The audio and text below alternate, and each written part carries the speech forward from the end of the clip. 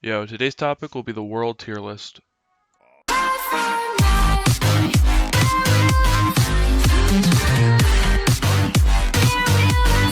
Let's start at the bottom with the one and only world I feel like can't be redeemed, Azteca. Azteca has no redeeming qualities, and it has no memorable characters, areas, or spells. I honestly think that the only way this world could be redeemed is if you just deleted it from the game. Now we get to worlds that I think can be fixed, starting with Celestia, whose main problem comes from its looks and story. The areas are extremely dated, and the story is very dry and slow. With no clear goal or enemy, you wind up feeling like you're an errand boy patching holes and delivering packages. To fix it, I'd update graphics and show Morganath more to tease her up until we finally meet her at the end of the world. Next up is Zafaria, which I think looks good for its age, but the story is so weak. The plot being that we're sent there to recover students who just got lost on a field trip, and just so happened to uncover Morganth doing something bad. I think a good fix to this world would have been just to say Morganth is the one who stole the kids, and that way it would cement that she's not a very good person in the players' minds. And we now go to Mushu, who visually is lacking and areas need work, but I think story-wise is okay. The main problem I feel with Mushu is the areas always seem big and empty. A lot of the mobs you do come across, you won't fight because they're only for side quests, and it feels like you have to walk from one side of the area to another just to be told to walk back and repeat. But they did fix it by adding port stones, however, this now leaves large areas unwalked in the game and barren. To fix this, I would like to see like shortening of the roads and less random mobs you don't fight. We now get to Croc. Croc is a world that's redeemed by how short it is, and the most areas are small and the quests are simple, but it looks like a cat's litter box filled with shit. Honestly, the way to fix it is graphical update and to cut down on the defeat and collect quests. Now we arrive at the first world, Wizard City. You may wonder, didn't they update the first user experience? Yes, which is why this is so low on the list. The main thing Wizard City had going for it was nostalgia, but they erased it like Thanos snapping his fingers, eradicating every character we knew. Rest in peace, Sarah Nightchant. The fix for this is to revert it back to classic Wizard City. I am truly saddened by this last world in the needs work tier, because I think it has real potential but will never be fixed because it is the last world in Arc 1. But its flaws are a lot like Mushu. It feels like you walk too much between the same area for quests, and the same as Mushu, they added teleporters, which only makes the areas faster, not less empty feeling.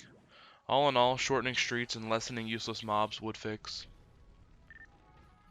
Okay, we have now arrived at the mid-worlds, starting with Wisteria, which I think visually looks good and the story is fun. Well, there's no real big bad, we don't expect one because this is a side world. Not to mention, this world is home to the Crisp, but this world looks good for its age and the quests are easy and quick. All in all, it's still not good, it's just not bad enough to be lower. Lemuria might be controversial being so low on the list, but I gotta say, nothing about this world is great. The fun and interesting parts of Lemuria are followed by boring and slow parts to match, and the uniqueness of the final fight is fun once, but if you farmed for gear or have multiple wizards, it feels less. Still, this world does have cool areas and fights. Imperia is a world that looks great, no real complaints on quests and fights, but the length drags this world down. Honestly, this world would be great if it just wasn't a two-parter. This is the first world of Arc 4, but Caramel really did a great job setting the tone for it. As more of a laid-back arc with no big bad, I think it also suffers from the same feeling as Zafaria, where we seem to be there for no reason and just stumble upon more plot. And while this may sound like the exact same complaints I had about Zafaria, the reason this one's so much higher on the list has to do with its visual style of just looking better and feeling like a real mythical place. The final world that I'm calling mid is Chrysalis, and it was really close to being great. I think this world came out at the peak of Wiz, where the story is amazing and each area played great and we had memorable characters. However, like Imperia, the length of this world kinda holds it back. I still like playing this world, but I do feel like it could be great with just some cuts to the story. Starting off the great tier, I have the latest world, Novus. I think Novus feels like the world Lemuria should have been, where it's really capitalizing on the mismatched worlds being smushed together archetype. The fights in here are unique and fun, and like most of this tier, I have no real negatives to say. Grizzleheim and Wintertusk, to me, are just amazing. The story had a great deal of nostalgia, and Wintertusk is a world that really makes me feel great. With massive XP gain and crafted gear that almost rivals Waterworks, it's a world I love replaying on all my wizards. Mirage holds a special place with me because it's the world I came back from taking a break from Wiz on, and it made me love Wiz again. While some characters are annoying, Ishtar, I think most of all the others are fun and lively, and it's the first world to give us a companion that speaks through us with the fun wisecracking Skull Ozzy.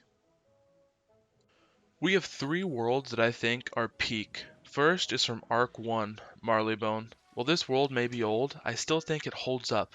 Maybe it's the cartoonish themes, but I think it still looks great, and being the shortest world of Arc 1, plays quick. Honestly, it might be my favorite Arc 1 world. Avalon to me is the closest we come to a perfect world. It's great with its King Arthur themes and has great twists in the story. Visually, it looks amazing, and it has a sweet spot with good gear where you have waterworks that makes you feel like you're a great hero saving the day in the world. The final world I find to be peak is Polaris. It is an amazing short adventure where we come to start a rebellion, do ballet, and get a glimpse of what Old Cobb is doing. It may never be topped, and it showed that we don't need to have 200 quests to enjoy a world. It's fun and still plays well to this day. That's all I have. Please leave your parents' credit card info and the 3 wacky numbers on the back of the card in the comment section below.